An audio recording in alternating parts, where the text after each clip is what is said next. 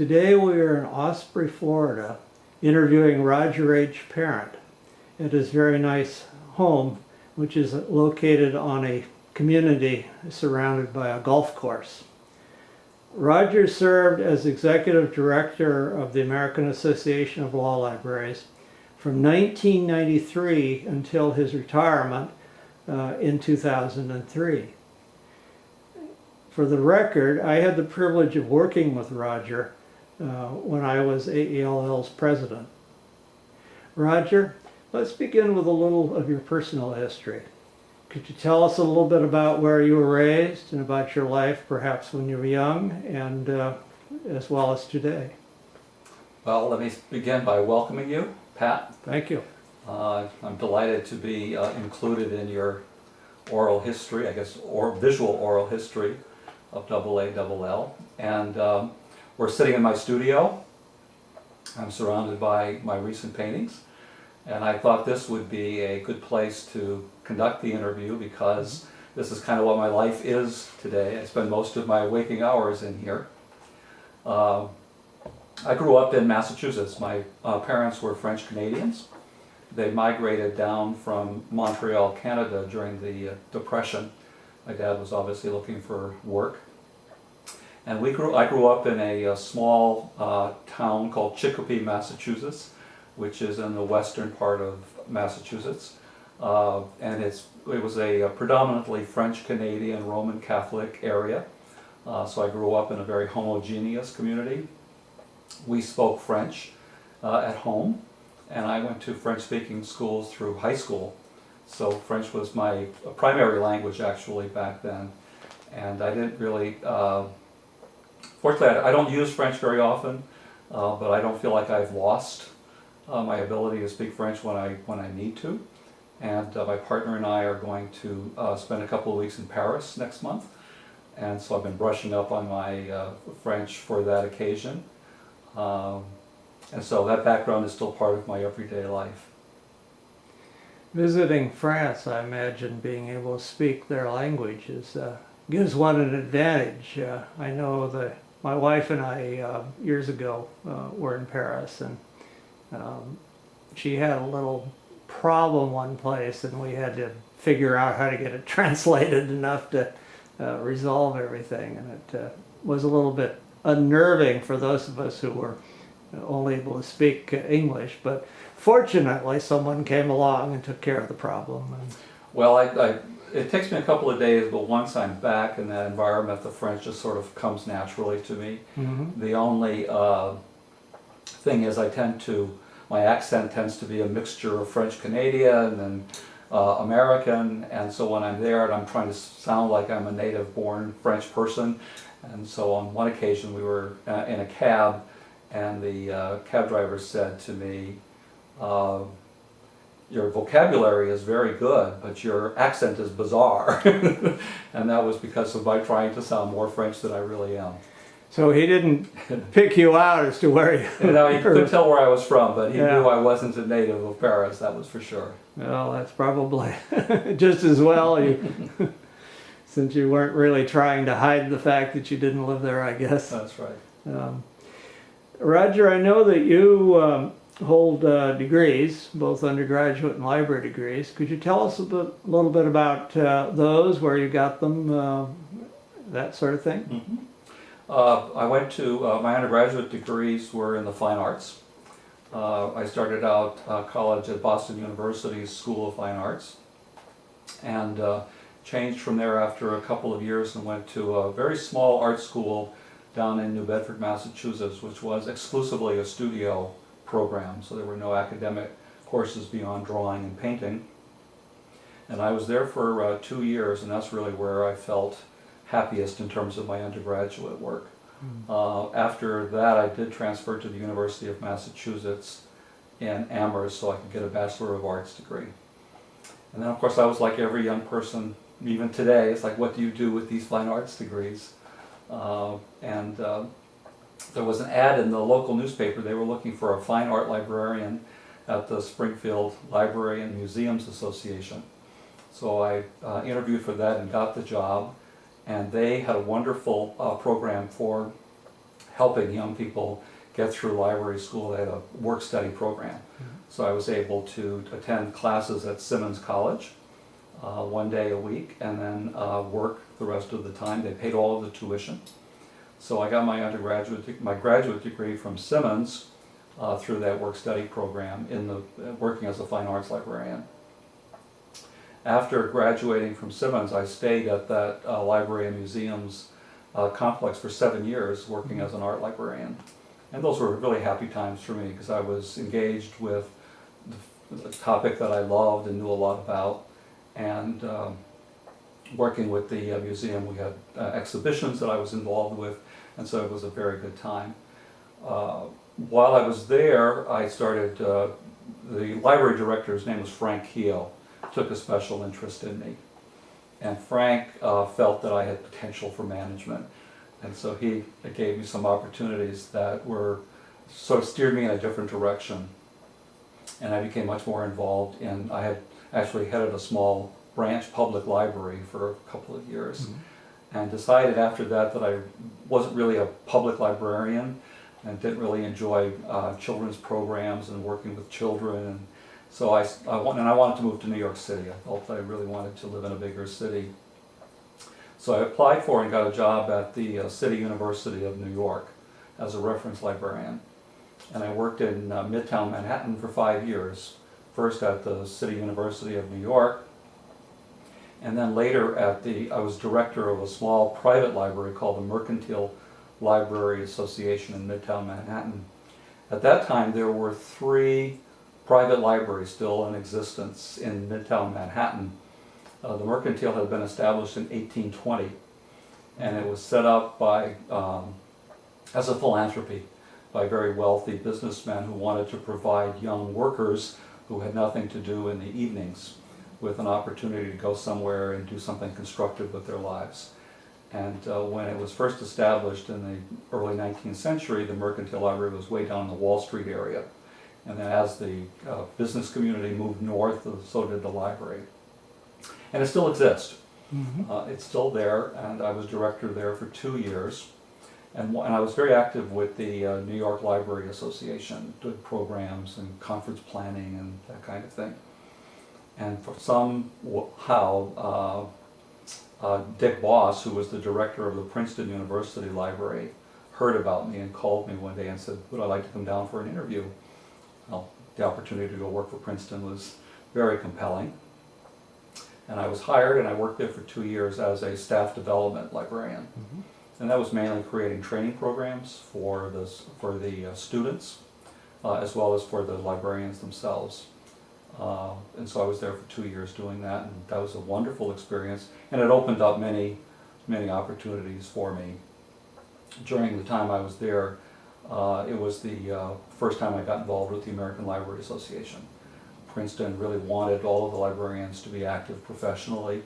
And so I became involved with LAMA, which was the Library Administration and Management Division of ALA. I served on some of their committees and worked on their programs.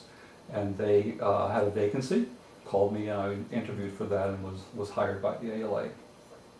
That was in 1979, and I ended up being at the ALA for more than 25 years. First in the LAMA division for a number of years, and then I was promoted to Deputy Executive Director and Chief Operating Officer until I left there to go to AALL in 1993. Before we move on to your work at ALL, I want to comment and pick up on a theme that you have mentioned a couple of times early on, and that is that we're here in your studio. And I can describe, I at one point tried to pan the camera, and I realized I was going to probably mess things up, so I panned quickly back to you.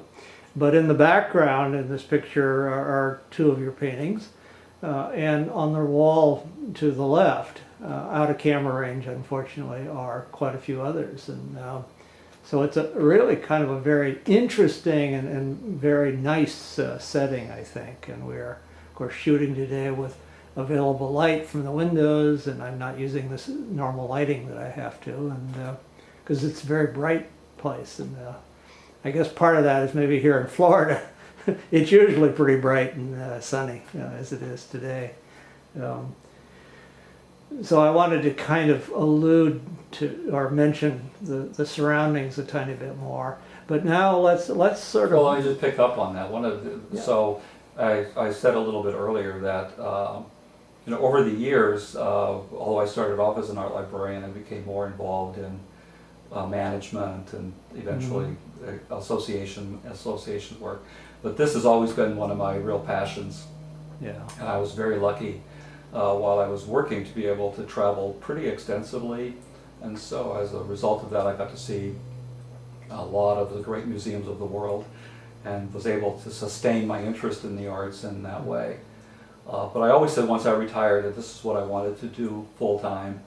And it's like so many things that start out as a hobby, they become much more as you get really involved with them. Mm-hmm. And so I'm just finishing up 2 years as the president of a regional group of painters. We have artist members all the way up from Tarpon Springs in the north down to Naples. Mm-hmm. And all of that association experience, of course, has been very valuable. The group is spread out widely, but there we do, and so it's hard to get people organized and all working toward the same goal, as it is with any association. So we do 4 jury competitions each season, and like most associations, we sponsor workshops and publish a newsletter and all of these things. And they've been kind of blown away by somebody coming in with association experience, because usually it's artists who don't really know very much about working with a little board and committees. The big difference for me with that group, as much as I love it and I love everybody on it, I have to sort of scale things back and remember this is a smaller group, it's a volunteer group, and I want to try to maintain that informal quality that it has. So I'm wrapping up 2 years. I'm glad that that's coming to an end, but it's been great fun.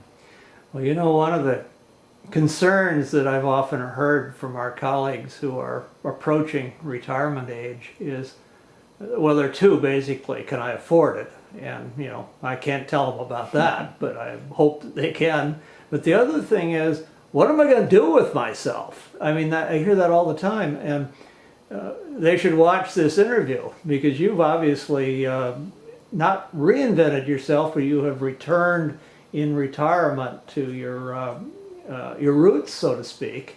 And it sounds like in a fascinating way, not just doing your own paintings, but shall we say dabbling in the real world of management again to a point.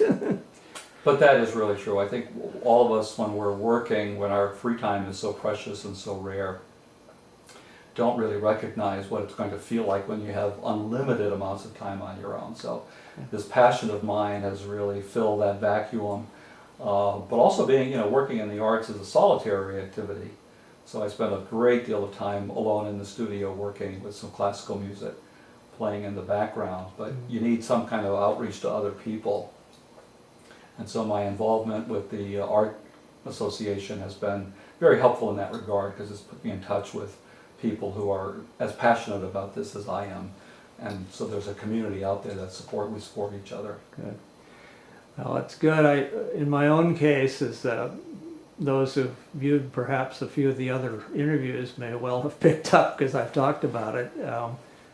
My outreach or my activities currently are being able to be involved with these oral histories and meeting with people who longtime friends like yourself, Roger, and it's been a wonderful experience for me. So between the two of us, maybe we're not exactly what some of the viewers would choose to do, but there's life after retirement, and it's not a bad life either. And we're lucky to be able to enjoy it. We're very, very fortunate. That's true.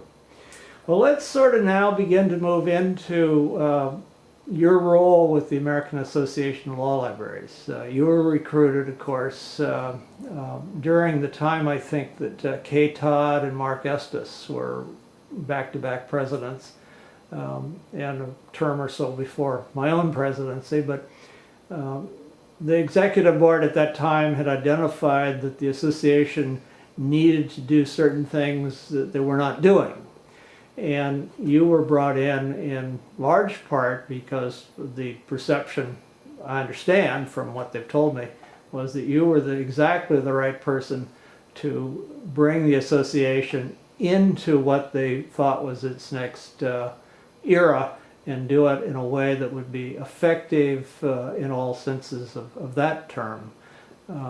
Could you talk a little bit about that period in your life? You were association executive director for 10 years roughly, and could you tell us a bit about that? Well, first of all, when AALL was looking for an executive director, sure, I think there were some things that they wanted to have happen.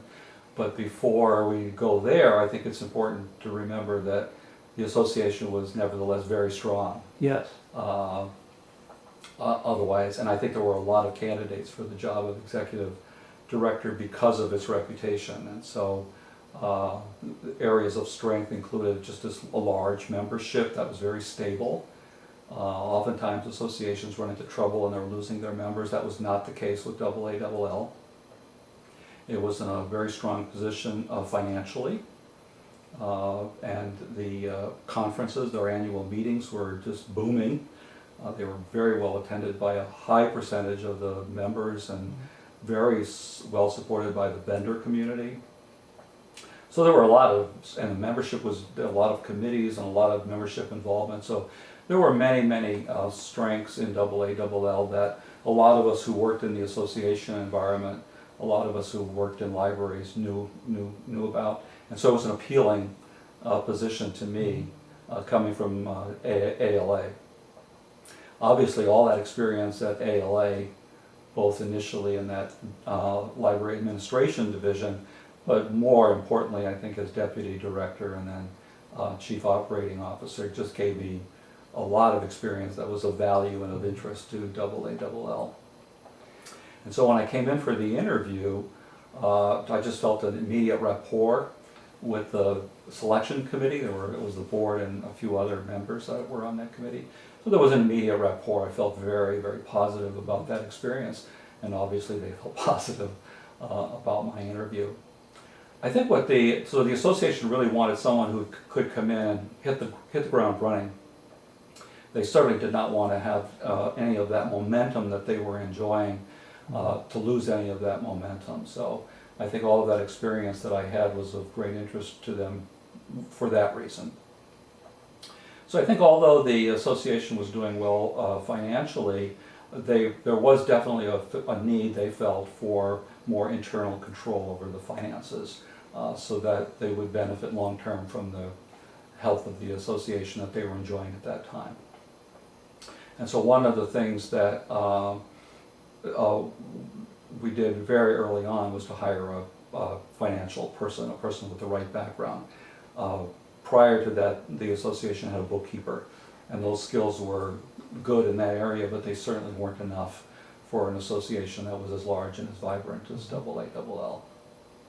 So one of the things they wanted was to make sure that the headquarters operations were running smoothly, that they had staff in place to do the kinds of things that they wanted done in the future, both in the financial area but also in the area of continuing education.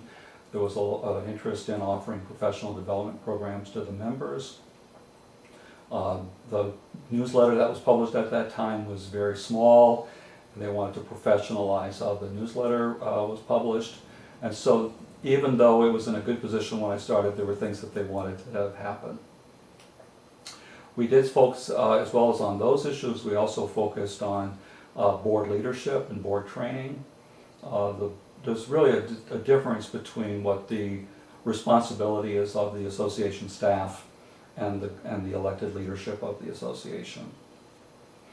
And I think that if the elected leaders feel confident that their headquarters operation is running smoothly, that they have the right people in place to do the kinds of things that they want done, then the members can focus on what they want to get done. And so we did spend a lot of energy, a lot of time, a lot of member resources on leadership training during those first few years. And I think some of that continues to this day. I think the board still engages in long-range planning and board retreats At least I see that from the newsletter. So things that we started back then are ongoing and continuing. Boards have some responsibilities, I think, that are not the same as the headquarters staff. I think the board, their job is to serve as advocates for the members, to stay really in close touch with what members at the chapter level and the committee level and the rank and file member, what it is that they're expecting from their association. I think the board also has a responsibility in maintaining relationships outside of the organization with other, both in terms of AA, library associations as well as legal associations. And then the third, I guess, priority for the board would be just making sure the resources are allocated and are being handled wisely. And if the board is confident that their headquarters staff and their headquarters operation is running smoothly, then they can focus on what they can do best, what they need to do. And so that was my job, I think. My job was to make sure over the years that the headquarters was running smoothly, that the financial resources were being managed effectively, and that they were there for what the board wanted to do. And so that's where I focused my energies and my attention. Well, it's interesting you describe your role as executive director as it played out. You were, I think, the third executive director we had. I was on the board when Bill Jepson, our first executive director, was there. And I remember the association had grown from essentially one person, Babe Russo, in the office, depending on the work of many of us as volunteers to do things that later got out of the hands of volunteers because it was just overwhelming. And that's why we went in the direction of adding personnel at headquarters and building the executive staff. But Bill's role was to get control of the annual meeting. That was a major agenda when he came, and he, of course, pulled it off beautifully. I mean, he was, I watched him as an organizational there, and that was the era when the annual meeting was really professionalized and came into its own. Then he was followed by Judy Jennison.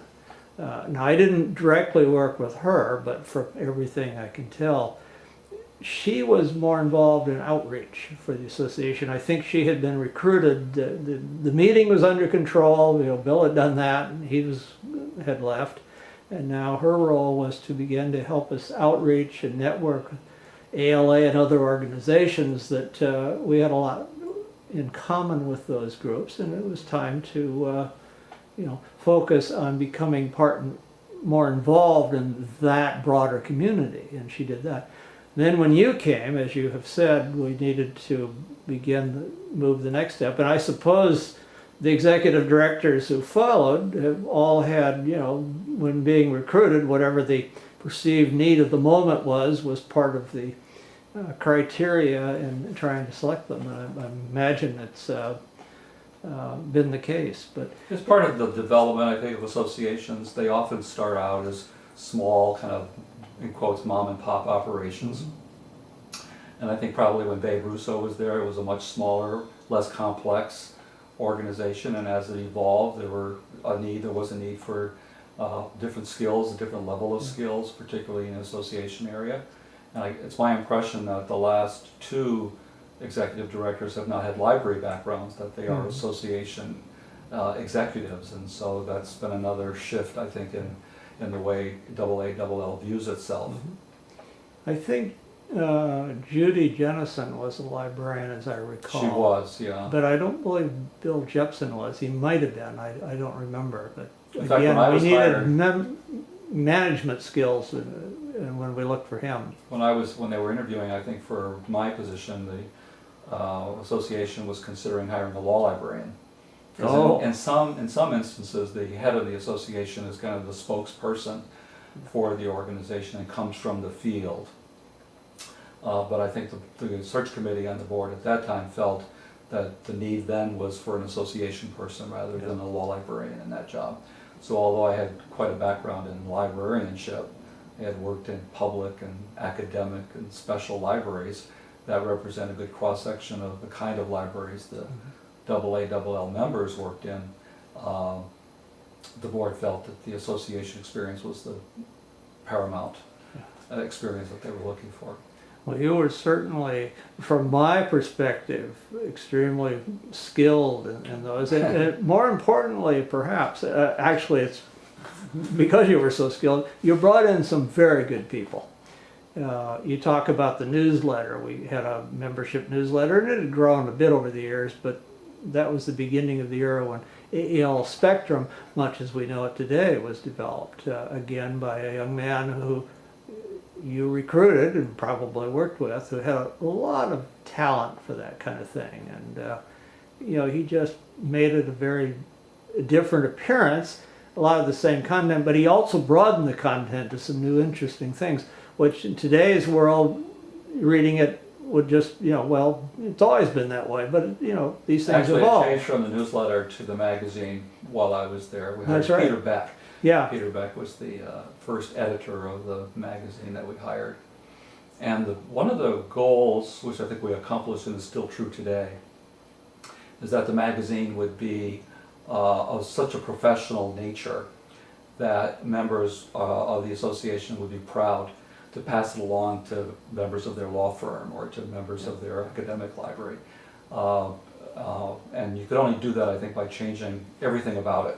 Yeah. And we were very concerned back then about how we were going to pay for it.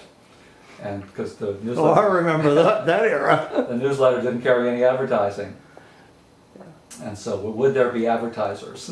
Mm-hmm. And of course, AAL has always enjoyed a very strong relationship with the publishing community, the legal publishing community. So it turned out that advertising was not a problem. Mm-hmm. And I think the magazine has done very well over the years by, you know, having high-level content that's provided by the members, and then enough advertising revenues to keep it looking like a magazine that the association can be proud of. Mm-hmm. Some of the other people you brought in, I remember Steve Ligda, who was the accountant who basically, as one dean was described to me when I was associate dean for budget for a few years, as the guy that keeps you out of bankruptcy by keeping the books. But Steve in later years had retired, and then there was an opening for a short while between permanent executive directors, and he came back for a while as basically one of your successors. He did, yeah. Well, he was, Steve was a CPA, Yes.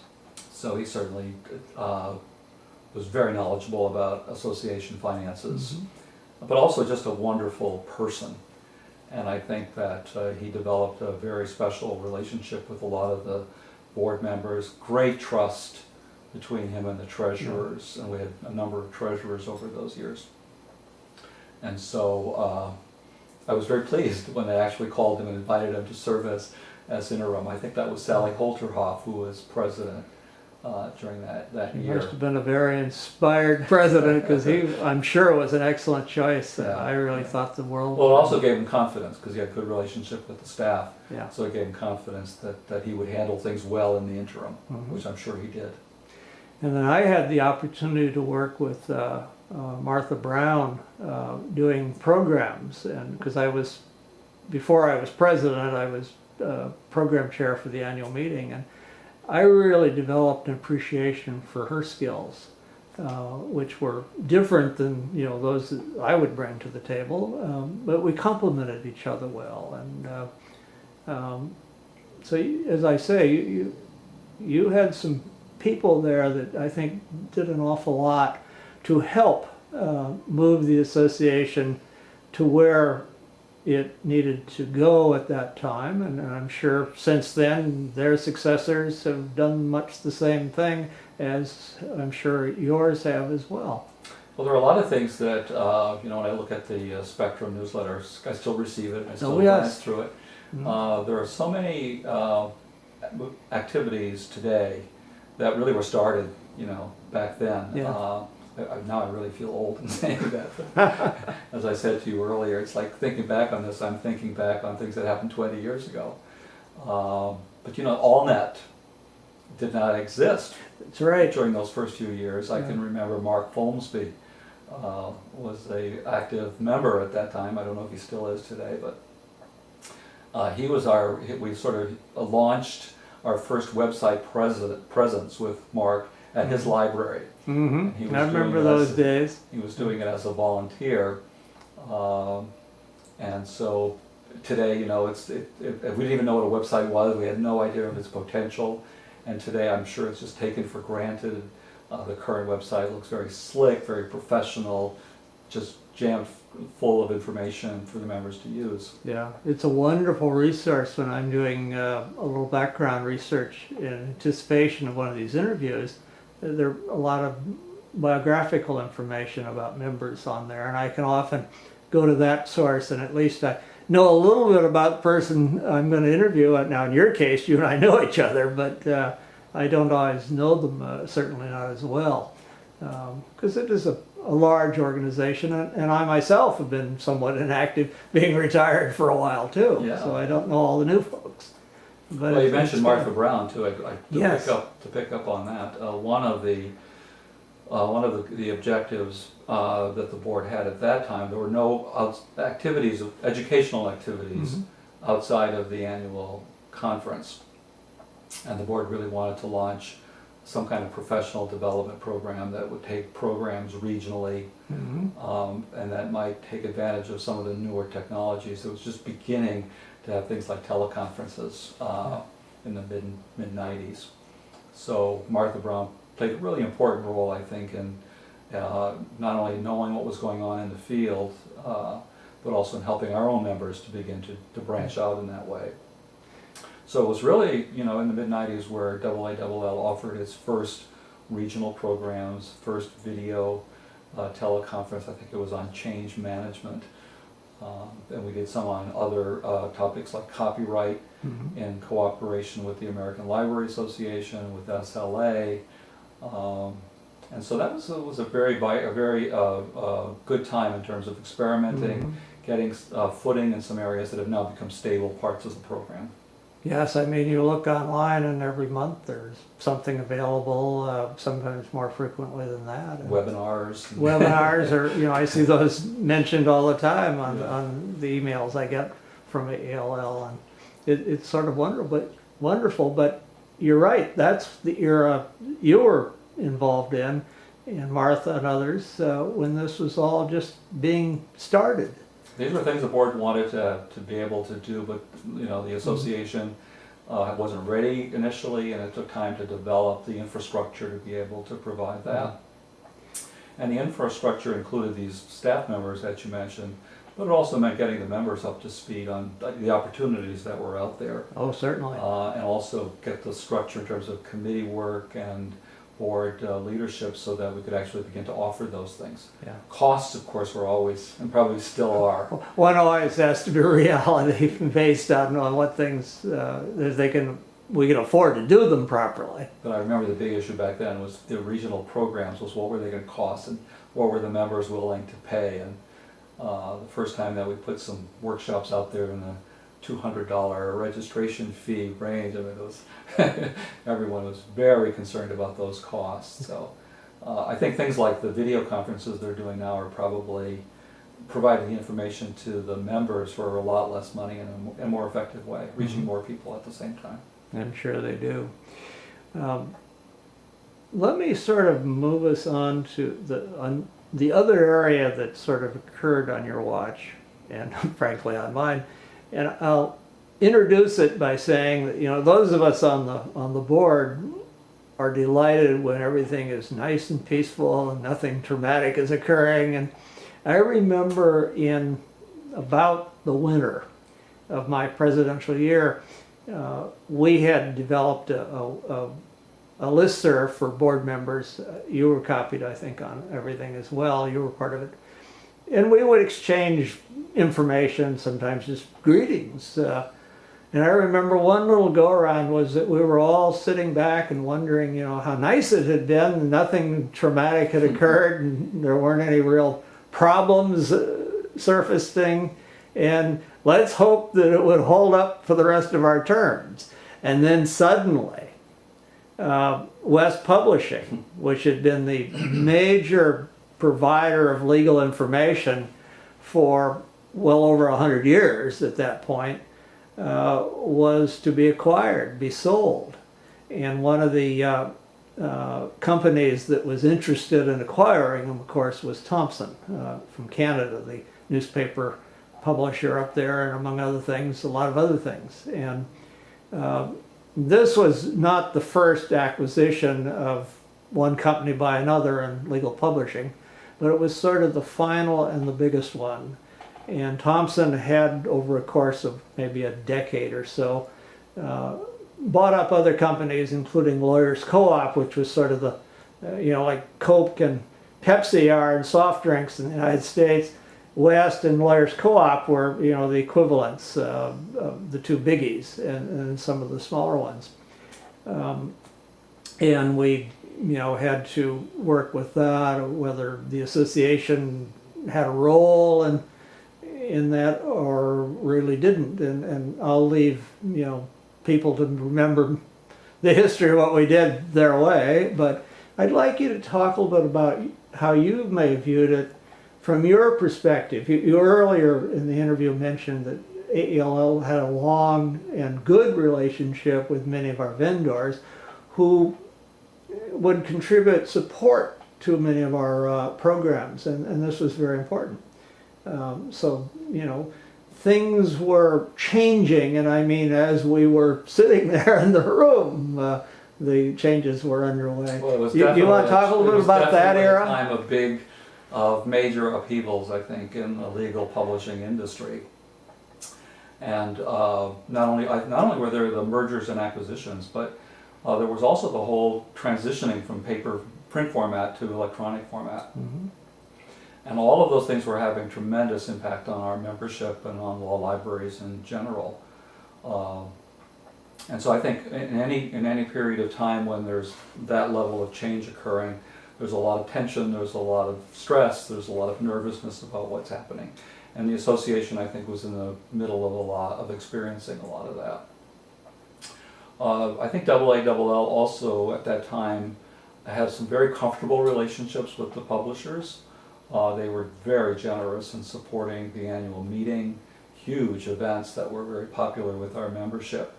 And so we had the conflict in our own membership between not wanting to lose that kind of support and interest from the publishers, but also wanting to be able to stand up for what was right for the consumer of legal information. And I think it was at that point where, during that period of time, when Bob Oakley actually testified before the Department of Justice on the Thomson West merger. So that to me would be one example, although we don't know what took place there, we don't know what he actually said. We know he was very knowledgeable about those issues and represented the interest of the membership very well.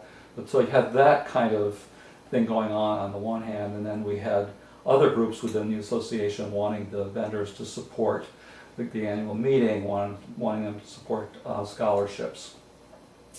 And one of the few vehicles we had for ongoing communication with the vendors was CRIV. And CRIV back then was pretty much focused on the nitty-gritty of publishing. CRIV stands for Complaint Resolution. So they were really focused on things that were occurring in terms of print publications that the members were concerned about and were advocating for certain changes. And so they were really looking at the trees rather than the forest, I think, in terms of the AALL relationship with the publishers. And there were quite a few of our member leaders. I think Mark Yaxman was really one of the most effective, or not one of the most, but a very effective spokesperson for changing the nature of CRIV into more of a relationship building group within the association to work with the publishers. And so it was during the mid-90s when on the one hand we had all the changes that I've already mentioned. We also changed the nature of CRIV over time to being much more interested in communicating regularly with the legal publishers and advocating for the member interests more directly with them. And one of the things, I don't know if these are still occurring, but there were many, we call them site visits, that the librarians would actually visit in a group. They would go to the publishers and visit them, and probably spend a day or sometimes 2 days getting tours of the facilities, coming prepared with some issues that they wanted to raise with the publishers. And in each instance, I think the publishers were welcoming. They really made every effort to bring out their senior executives and staff to meet with the librarians. And it just changed the nature of the dialogue from complaint resolution to, I think, relationship building over time. So that was one thing that the association did, and I think it did it very well and had some very positive benefits to address those issues that we've already mentioned. I went on one of those visits over the years. A group of us came to where LexisNexis was at the time, their headquarters. Some issues had developed or were beginning to develop where their clientele was growing, and they wanted to have the law schools around the country give access to the databases, as did West with its database, to law students, so law students could basically learn about it and, I suppose, frankly, become somewhat entranced to want to use it after they got out and became, regular commercial paying customers. And law schools were scrambling, from our perspective, from figuring out how to pay these new types of fees for something that we weren't going to own. Today some of this is just taken for granted, but this was new.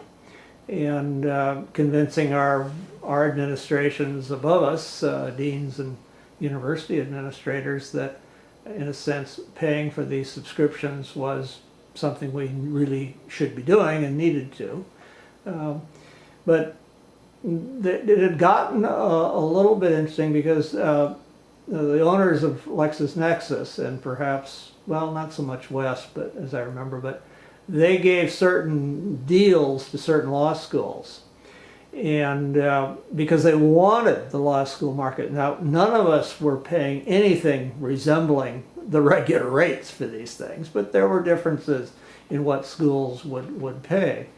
And some of us became concerned that could come back, if a dean were to talk with a dean at another school that was getting a very different arrangement for access to this database. It might not bode well for those of us in our jobs as directors. So the company brought a group of us to where their headquarters, which was in Dayton at the time, and we met for 2 or 3 days. We did all the tours, met all the executives, but we had some very frank discussions, and out of that came a uniform pricing arrangement for law schools, an open process for schools that for one reason or another really couldn't be expected to pay the normal rates. It was sort of like scholarships, which would what they would be, and it was all above board from then on. And it was the sort of thing that if my dean asked me, were we being treated right, the answer was quite legitimately yes, as was the answer to my counterparts all over. And so that was very important, that kind of outreach that you and the association, and including the members and the professional staff, worked on building. Well, while you in the academic environment were concerned about those issues, the public librarians had a different set of issues. They were watching their library budgets just increase exponentially because of the cost of all this electronic information, and they were concerned about the future for their jobs. Yes. You remember I think there were some law firm libraries that closed during that period. There was one, I remember there was one AALL newsletter. I think it was Baker McKenzie in Chicago closed its library, and the cover of the newsletter was all black. It was a black cover. I remember that. And there were some of the members that felt AALL had overreacted to that, but there were certainly some members who viewed it that way. They viewed the threat posed by direct access to electronic information as sort of undermining the value and the need for libraries in the law firm setting. I think it was also during that time when the legal publishers hired their legal representative, their law librarian representatives, who were actually law librarians and who had great credibility with the membership. I would imagine that one of their tasks was to try to overcome the concerns about the future that the law librarians had. Yeah, it was an interesting era, and I'm sure today those in your role and in what was mine at the time are facing very difficult sorts of things from time to time, as we did, but and probably doing it hopefully as well as we did, or perhaps better. Perhaps better. But you know, time moves on, and what Yeah, today's members take for granted wasn't always this way. The other thing, I think that it was also during that time that the legal publishers funded some major scholarship endowments that AALL still enjoys. Very much. The West George Strait Minority Scholarship was established in the mid-90s. The John Johnson Lexus Memorial Scholarship also. I mean, those were large endowments. Yes. So it just goes back to that, the conflict of interest, but also the need to work together in an effective way. I think it did work in many cases. Well, I think the recognition on both sides of the equation was that we were all sort of engaged in the same thing, you know, figuring out how to get the information that those who needed to use our libraries, be they lawyers, judges, professors, law students, or whoever, how they could get access to it most effectively and most cost efficiently. And that's, I'm sure, very much going to be the goal of people in our profession from now on, as well as it has been in the past. The other thing I'm remembering is AALL also represents, and probably still does, a major customer base for the legal publishers.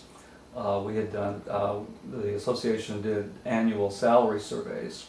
No, they weren't annual, they were biannual salary surveys. And one year we collected additional information about the budgets for libraries and what they were spending, and concluded after looking at the data that the law library community was spending over $1 billion on legal materials annually. And I can remember getting calls from each one of the publishers saying, "Are you sure about that number? You know, where does that number come from? How did you arrive at it?" And I think they knew the law libraries were big customers for their products, but hadn't themselves realized just how major a customer base that is, and that certainly helped them to understand the importance of cultivating the law libraries. Yeah, we were in this together, all of us. I think Exactly. that they realized that they were really more into it than perhaps they had thought. Exactly. Yeah. Well, thank you, Roger Parent, for talking to us today and for allowing us to spend some time in this really rather wonderful room you have here for your hobby, or whatever you want to call it. My passion, I Your, would call your it my passion, your painting. Before we close, however, I always think it only appropriate that I give the person being interviewed the last word, and then I usually cheat and say something after them. But is there anything that you would care to add before we conclude? Well, I just want to I thank you for including me on your list of people that you're meeting with. I obviously think it's a wonderful project that you've taken on in your retirement, something I hope that you're as passionate about as I am about these things. I thought of it at the time, and I still think of it that way, that the time I spent at AALL was among the very best in my career. As I started out saying, I mean, I've had a lot of different experiences in all kinds of libraries, but AALL stands out in my mind as probably the very best experience over those 10 years. And that's because the environment was just wonderful. It was very stimulating. There were a lot of things happening in the industry that were just interesting intellectually to be able to be part of. And then I think even more important than that, it just has had, and I'm sure it still does, a wonderful base of member leaders. I think we developed some relationships in AALL that were just more than just professional relationships, they were friendships. And a lot of those have continued even up to the present day. Obviously, you're here today. And you didn't kill me. Not at all. At least not yet. So it was a wonderful experience. I feel very honored to have been part of the association. very pleased to have had all that in my background, and thank you for taking the time to come out here today. Well, thank you, Roger. Now, in closing, I normally just sort of thank you one more time, and we quit the taping. I'm going to try and turn the camera briefly, if it's all right with you, Oh, sure. and just sort of pan a little bit this wall of paintings. Is that all right? You're the author. You own the copyright. Can I photograph? This is not a wall of shame. It's wonderful. These are all paintings that have won awards in Yeah. jury competitions that I've entered over the last few years. Well, So then certainly that's kind of where I get my satisfaction. certainly this would be something I probably can do, and I'm going to try this. Well, I mean, sure. if as I've promised at least one or two of the people, I can clip that out, All right. and then I often forget. Well, don't. But I don't want to unless I completely mess this thing up. But let me take the camera and sort of show it, pan it around a little bit around you. I'm going to zoom back out a little bit. I'll point to this one here if you'd like, and if you can, I don't know if you can see that one or not. It's a scene from Mexico, and it's a painting that I did of an area called San Miguel de Allende, which is a artists' community in San Miguel. It's up in the mountains, northeast of Mexico City. And San Miguel, I've been there for month-long trips on at least 3 occasions, and have a lot of paintings that are based on that subject. And on one occasion, Judy Meadows and her husband Bruce, and Frank Hodek and Nancy, Susan Tulis came down and spent some time with us down there. Ah, they are people we've interviewed for this project. Let me sort of pan around a little bit more. I zoomed in slightly on that. I hope the viewers will bear with me. We're looking at the gentleman or lady up in the top there. This is these two portraits were done in a portrait painting studio that I go to on Friday afternoons. Now the one on the left I'm focusing on now, and I'll pan over to the right to the lady. So there's a group of us here in the Sarasota area. We meet on Friday afternoons at one of the local art centers. We hire a model, and we do some paintings. Ah. Let me swing around at some of these landscaping sorts of things, or whatever you would call that. Okay, I'm trying to steady the camera. Okay, we're looking at the second one in. Most of these are watercolors, but the landscape that's up there in the second from the end is what I'm on right now. That one there is it's a pastel. And it basically it's all about color and texture. Well, as much as I could go on, I don't want to show too much of the room. Actually, it's very neat, but you've got some of my gear sitting here in the back, so I figure I will not do that. A lot of it was cleaned up for your visit.